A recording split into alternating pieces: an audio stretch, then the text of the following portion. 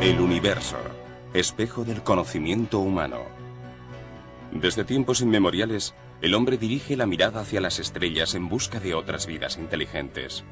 Desde la intuición de Leonardo da Vinci sobre el hombre cósmico, pasando por la teoría heliocéntrica de Nicolás Copérnico y Galileo Galilei, que hace apenas 500 años demostró que nuestro planeta gira alrededor del Sol, o las ideas del monje dominico Giordano Bruno, quemado en el siglo XVI en la hoguera de la Inquisición por negarse a aceptar como herejía su concepción de un universo infinito, la Tierra no era el centro del universo, llegamos a los ovnis de hoy, señalados en todas partes del mundo, fotografiados, filmados y detectados con los más diversos instrumentos. Hoy día, el 53% de la población de Estados Unidos cree que el fenómeno ovni es de origen extraterrestre, y en nuestro país el porcentaje es prácticamente idéntico. Se trata de un problema en el que los datos estadísticos representan únicamente la punta del iceberg. Miles de personas afirman haber visto por lo menos una vez en su vida un ovni, un objeto volador no identificado.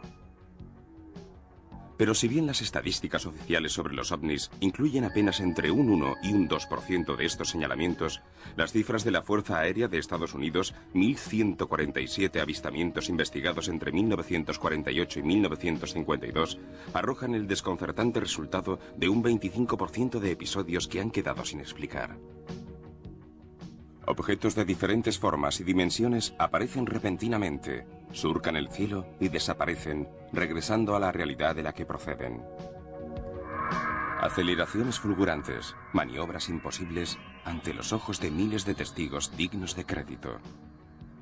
Inteligencias extrañas a la humana y tecnologías que parecen desafiar las leyes físicas que conocemos participan en un gran juego hecho de misterio, secretos, miedo y poder. El fenómeno ovni ha sido clasificado de la siguiente manera por el profesor Heinecke. Encuentros del primer tipo, avistamiento de ovnis en el cielo.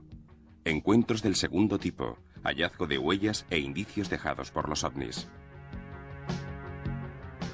Encuentros cercanos del tercer tipo, constituidos por los relatos de quienes han visto formas de vida alienígenas junto a los ovnis.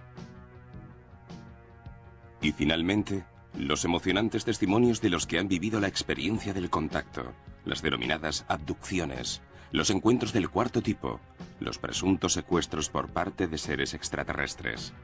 Vuelven entonces a la memoria las palabras de Albert Schopp, portavoz de la Fuerza Aérea de Estados Unidos, quien en el ya lejano 26 de enero de 1953 declaró: si los principales expertos del mundo en ufología están en lo cierto, es decir, si los movimientos de estos objetos voladores realmente obedecen a maniobras controladas, entonces la única explicación posible es el origen interplanetario de estos aparatos. Oigamos la opinión de un científico, el astrofísico y escritor Johannes von Butler, que afirma sin la menor sombra de dudas que el hombre no está solo en el espacio.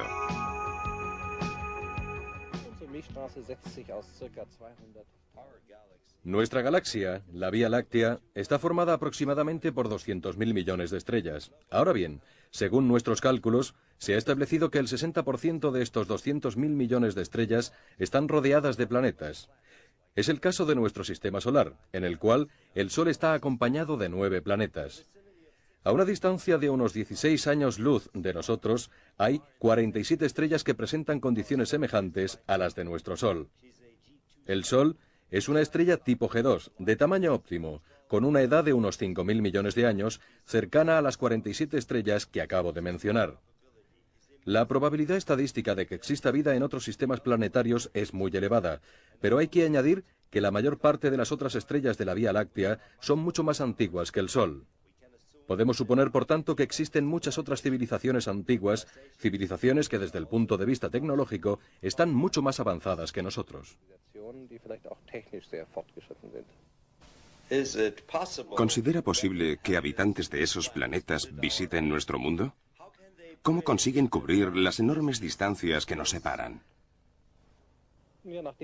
Puesto que prácticamente todas las estrellas de la Vía Láctea tienen el doble de edad que nuestro Sol, es lícito suponer que en nuestra propia galaxia existen otras civilizaciones poseedoras de vastos conocimientos de física y de tecnologías muy avanzadas. Si consideramos el enorme progreso tecnológico logrado por la humanidad en los últimos 50 años, es posible imaginar el grado de desarrollo de una civilización que esté, por ejemplo, 2 millones de años más avanzada que la nuestra. En la búsqueda de un overdrive, una especie de marcha forzada para cubrir distancias interestelares, los científicos han trabajado sobre diversos modelos teóricos, entre ellos los enunciados de Einstein, según los cuales existen agujeros gravitacionales creados por el colapso de las estrellas cuando éstas desaparecen de nuestro continuo espacio temporal. Por consiguiente, siempre en el plano teórico, sería posible avanzar en el espacio y retroceder en el tiempo, llegando así a lo que denominamos tiempo cero. La propia teoría de la relatividad demuestra que la dilatación del tiempo es una realidad. Viajando muy velozmente en el espacio-tiempo, el tiempo prácticamente se detiene. Así pues, tanto en el aspecto físico como en el tecnológico, en los próximos decenios o siglos podremos realizar descubrimientos que nos abrirán las puertas de los viajes interestelares. Y estoy seguro de que las civilizaciones extraterrestres ya están utilizando estas tecnologías para explorar otros mundos. Para los científicos más conservadores, esto no es más que ciencia ficción. Sin embargo, hace apenas 40 años, gran parte de los tradicionalistas no creían posible que el hombre pudiera llegar a la Luna. Nuestros conocimientos sobre el espacio están aumentando día a día, modificando así la forma de encuadrar el problema de nuestra posición en el universo. Para von Butler, el principal interrogante en el día de hoy se formula en términos de hipotéticos contactos con seres extraterrestres, probablemente humanoides. Conocemos bien, porque han sido objeto de estudios profundos, antiguas tradiciones que nos dicen que nuestra especie fue creada gracias a la llegada a la Tierra de una civilización humanoide extraterrestre y que esa civilización ha intervenido en nuestra evolución. Tal vez no deberíamos tratar de descubrir a nuestros antepasados en la Tierra, sino en otro mundo. El tiempo no ha podido borrar las huellas dejadas por los visitantes espaciales en nuestro planeta. La mano de desconocidos artistas ha dejado impreso en la roca el recuerdo de aquellos encuentros primordiales, como en esta pintura rupestre de hace 7000 años, hallada en Uzbekistán. En la escena aparece un ser que lleva traje y casco de astronauta, así como una nave discoidal. En una caverna de Japón, se ilustró de esta forma la aparición de una astronave luminosa, un grupo de naves esféricas y el descenso de un objeto siguiendo una trayectoria espiral.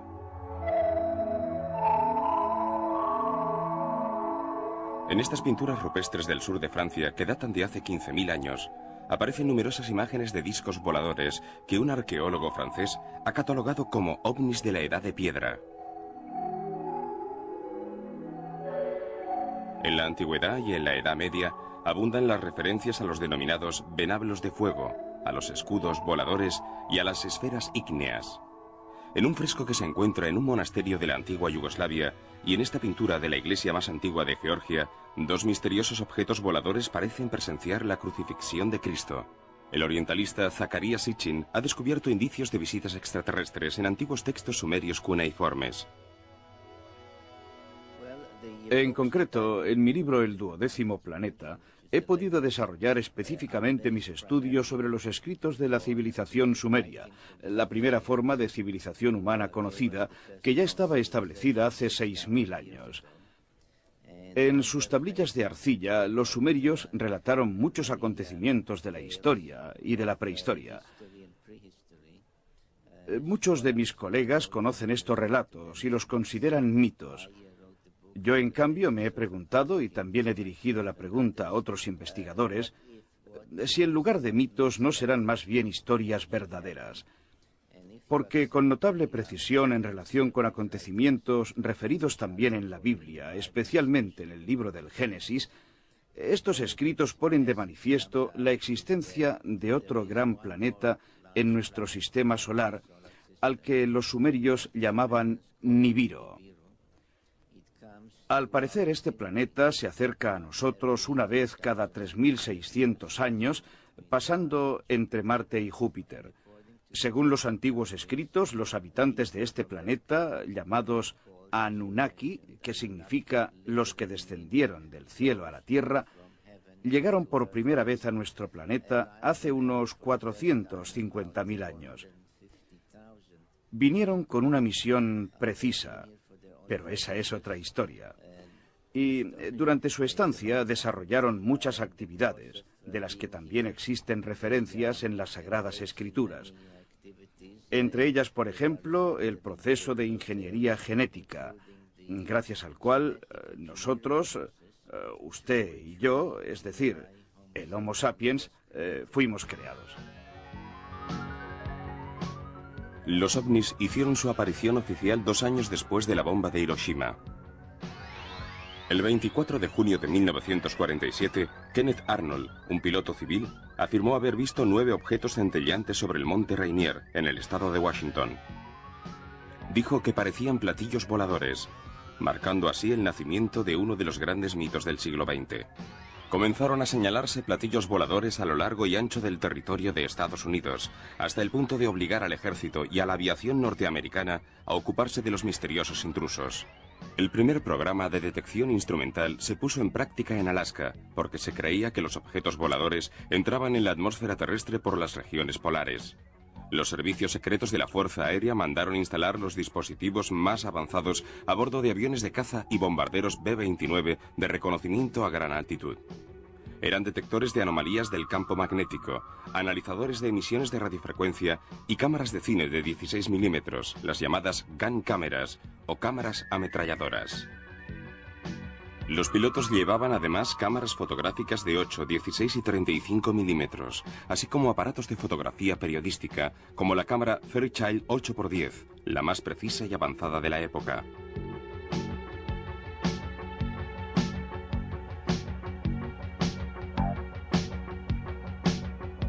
Como director del programa fue designado el teniente coronel Wendell Stevens, del Departamento de Tecnología Extranjera de la Dirección de Armamento Aéreo.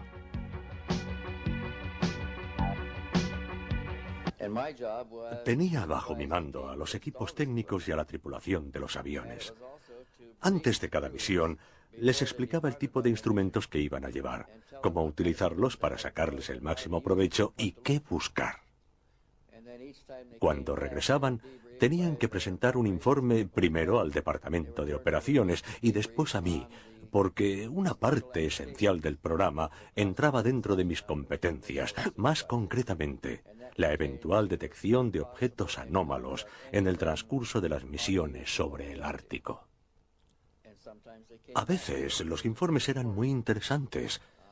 En ese caso, yo recogía sus declaraciones y redactaba un informe que después enviaba a Washington.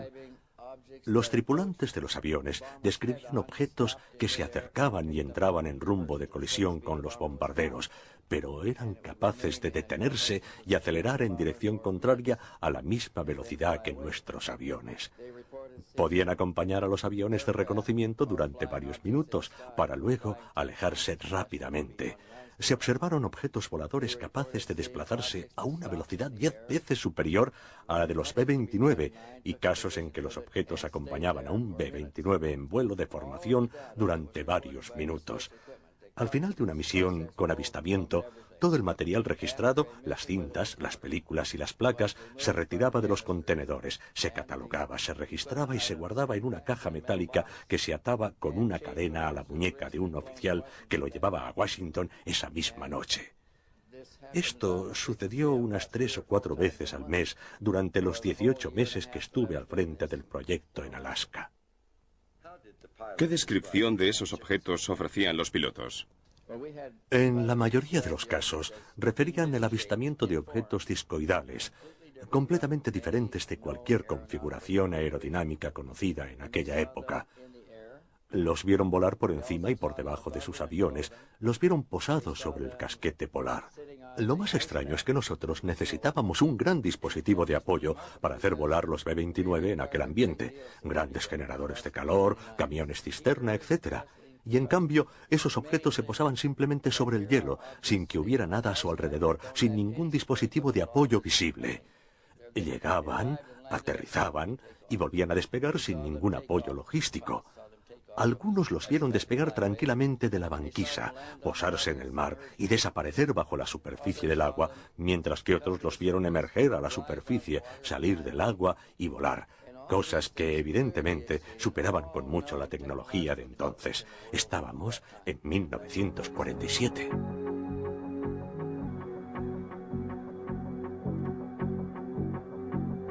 El 23 de septiembre de 1947, el general Nathan Twining, comandante de la Dirección de Armamento Aéreo, precursora del Centro Técnico de Inteligencia de la Fuerza Aérea de Estados Unidos, envió un informe hoy desclasificado, es decir, no considerado ya secreto, al jefe del Estado Mayor de la Fuerza Aérea en Washington. En él se lee textualmente: se trata de objetos con forma aproximada de discos, comparables por sus dimensiones a uno de nuestros aviones.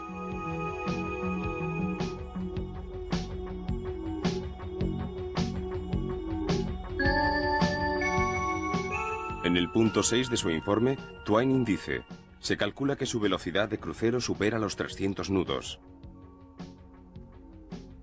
Y formula la hipótesis de que países extranjeros estén en posesión de una forma de propulsión nuclear. Los objetos presentaban, como se ve, características operativas extraordinarias para la época.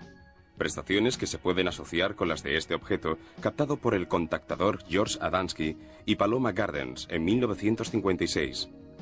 Y más de 20 años después, con las evoluciones de este cuerpo luminoso captado por un equipo televisivo australiano que parece dotado de una cúpula y de grandes ventanillas circulares a lo largo de su perímetro. El objeto se movía a tal velocidad que dejó este rastro en un solo fotograma, con maniobras que representaban un desafío a las leyes de la gravedad.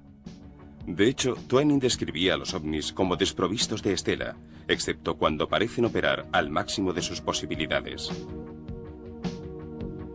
Resulta lógica, por tanto, la preocupación del Pentágono ante unos intrusos imposibles de interceptar. ¿Y qué decir de este objeto, que algunos interpretan indiscutiblemente como un efecto de refracción óptica, captado en 1966 por el señor Oldfield a bordo de un avión de línea en vuelo sobre el centro de Gran Bretaña? Visto en cámara lenta, el presunto ovni efectúa un giro de 180 grados y desaparece en el horizonte en menos de un tercio de segundo.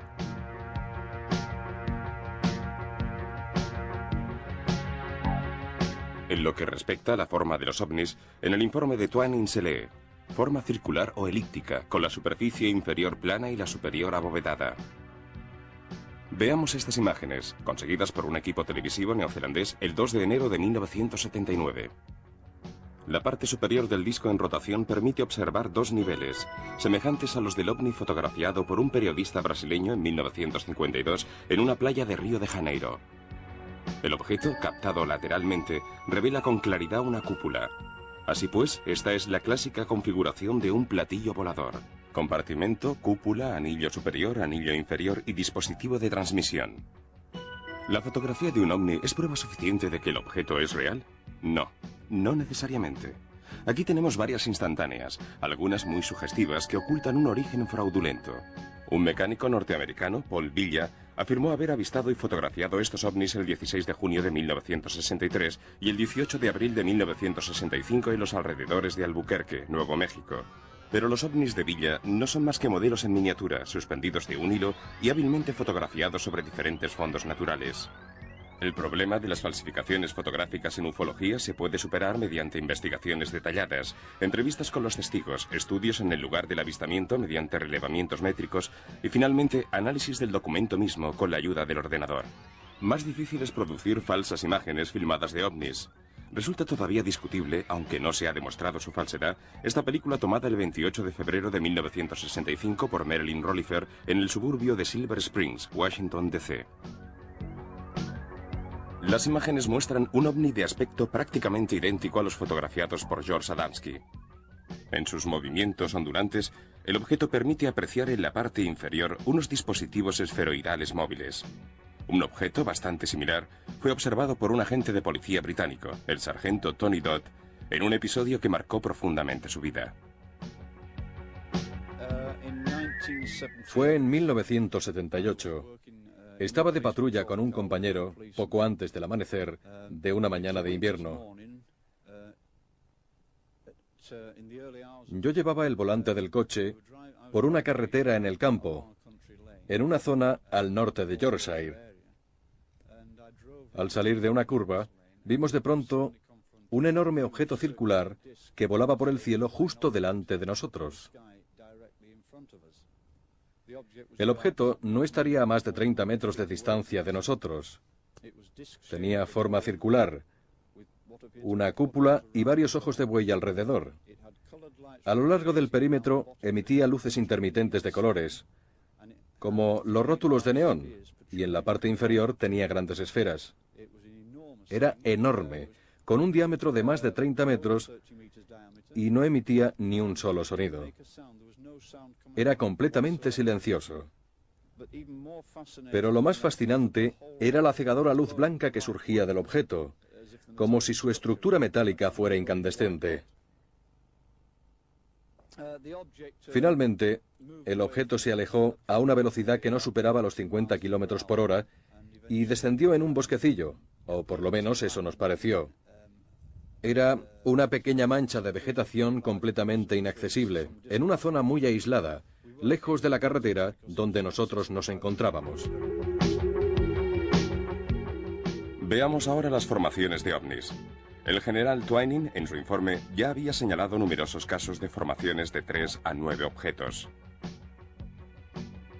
3, por ejemplo, son los objetos captados en 1980 en Alemania, en Hagen, a orillas del Ruhr, por Marx Damme, aficionado a la ufología. El señor Damme ha realizado numerosas observaciones del cielo nocturno provisto de un equipo de aficionado, con el cual ha captado este objeto fluorescente en forma de cigarro puro en 1980 y esta formación de 9 discos rojizos en 1979.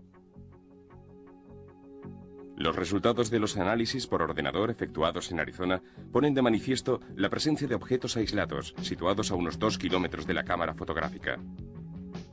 En el informe pericial leemos: se excluye la posibilidad de que pueda tratarse de un reflejo de luz o de un fotomontaje.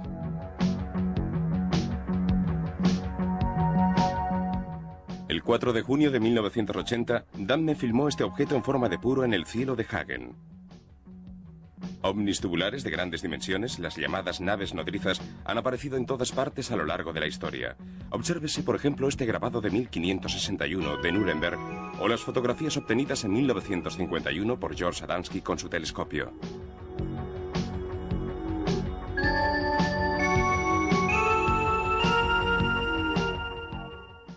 Este puro volador sobre Rhode Island en 1967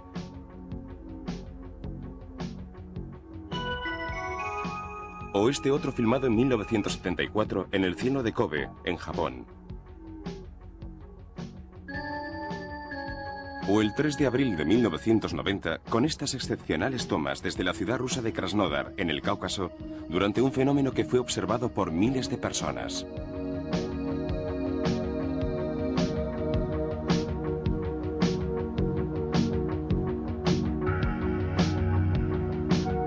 Durante más de 20 años, la aviación militar de Estados Unidos investigó y evaluó el fenómeno ovni en el marco de un programa que recibió el nombre de Proyecto Sign. En 1952, el programa fue oficialmente rebautizado con el nombre de Proyecto Blue Book. En los expedientes reunidos dentro de este contexto, se analizaron 12.618 avistamientos, comprendidos entre 1952 y 1969. De estos casos, 701 quedaron sin explicación.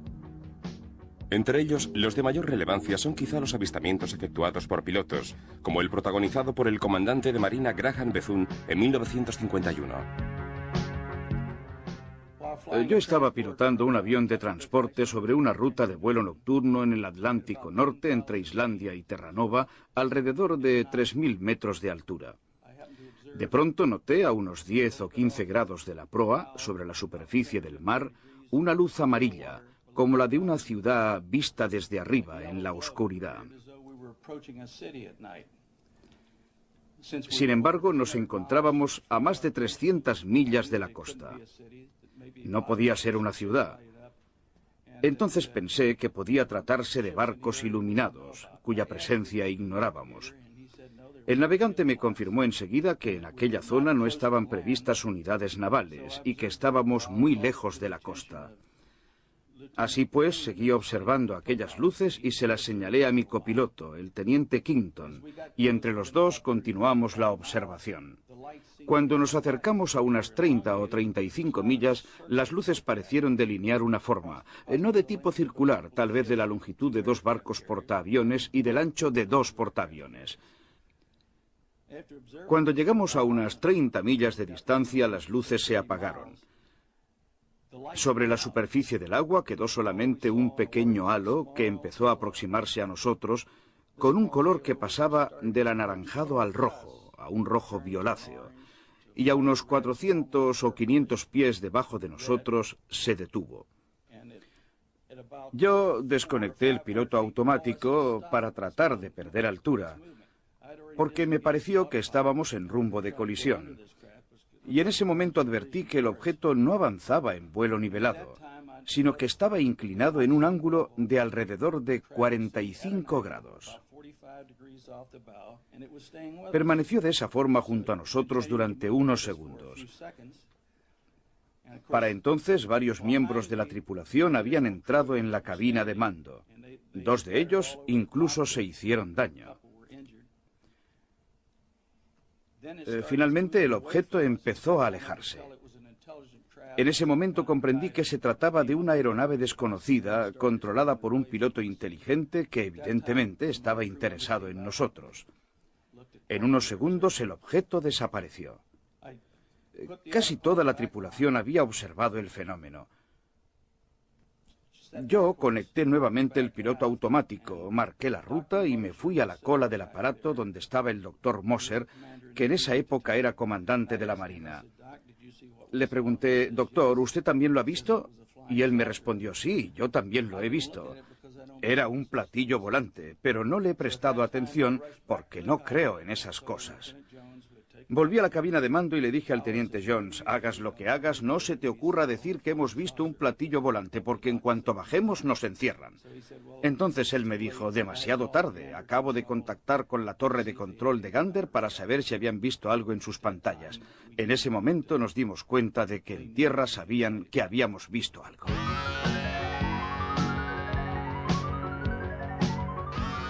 Pero el fenómeno ovni no se agota aquí.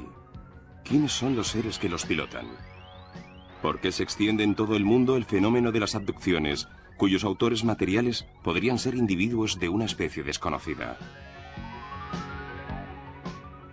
¿Qué consecuencias tienen esos secuestros para las personas sometidas a sus alucinantes reconocimientos médicos?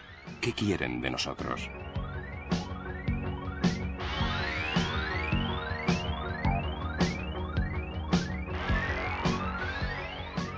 ¿Qué sucedió verdaderamente en 1947 en Roswell, en el desierto de Nuevo México? ¿Y por qué el gobierno de Estados Unidos silenció la realidad de los hechos, la recuperación de la astronave alienígena y el resultado de las autopsias efectuadas a los cadáveres de sus ocupantes? Es lo que intentaremos responder a partir de nuestra próxima cita.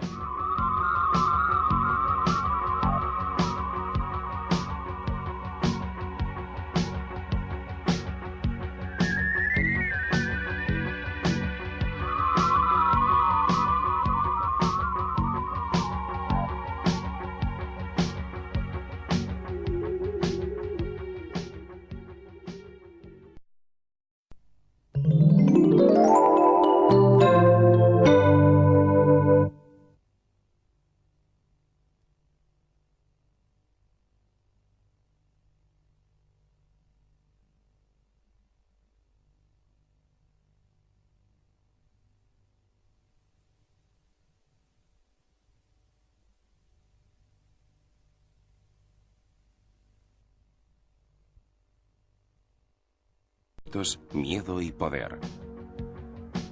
El fenómeno ovni ha sido clasificado de la siguiente manera por el profesor Heinecke. Encuentros del primer tipo, avistamiento de ovnis en el cielo. Encuentros del segundo tipo, hallazgo de huellas e indicios dejados por los ovnis. Encuentros cercanos del tercer tipo, constituidos por los relatos de quienes han visto formas de vida alienígenas junto a los ovnis. Y finalmente, Los emocionantes testimonios de los que han vivido la experiencia del contacto, las denominadas abducciones del hombre cósmico, pasando por la teoría heliocéntrica de Nicolás Copérnico y Galileo Galilei, que hace apenas 500 años demostró que nuestro planeta gira alrededor del Sol, o las ideas del monje dominico Giordano Bruno, quemado en el siglo XVI en la hoguera de la Inquisición por negarse a aceptar como herejía su concepción de un universo infinito, la Tierra no era el centro del universo, llegamos a los ovnis de hoy, señalados en todas partes del mundo, fotografiados, filmados y detectados con los más diversos instrumentos. Hoy día, el 53% de la población de Estados Unidos cree que el fenómeno ovni es de origen extraterrestre, y en nuestro país el porcentaje es prácticamente idéntico. Se trata de un problema en el que los datos estadísticos representan únicamente la punta del iceberg. Miles de personas afirman haber visto por lo menos una vez en su vida un ovni, un objeto volador no identificado. Pero si bien las estadísticas oficiales sobre los ovnis incluyen apenas entre un 1 y un 2% de estos señalamientos, las cifras de la Fuerza Aérea de Estados Unidos, 1.147 avistamientos investigados entre 1948 y 1952, arrojan el desconcertante resultado de un 25% de episodios que han quedado sin explicar. Objetos de diferentes formas y dimensiones aparecen repentinamente, surcan el cielo y desaparecen, regresando a la realidad de la que proceden. Aceleraciones fulgurantes, maniobras imposibles ante los ojos de miles de testigos dignos de crédito. Inteligencias extrañas a la humana y tecnologías que parecen desafiar las leyes físicas que conocemos participan en un gran juego hecho de misterio, secreto.